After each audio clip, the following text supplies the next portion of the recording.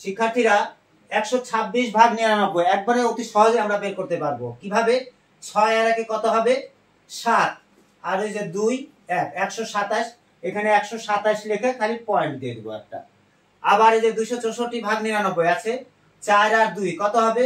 6, আর এই যে 6 2, তাহলে কত হবে? 266। তারপরে 5 আর 2 কত হবে? 7, লিখলাম 7 7 5, তাহলে কত হবে? 5 দশমিক কত হবে? 7 7। তারপরে 6 আর 3 কত হবে?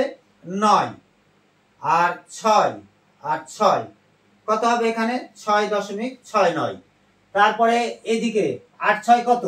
14, 4 হাতে থাকলো 1, 6 কাছে 7, 674, তাহলে এখানে 6.74।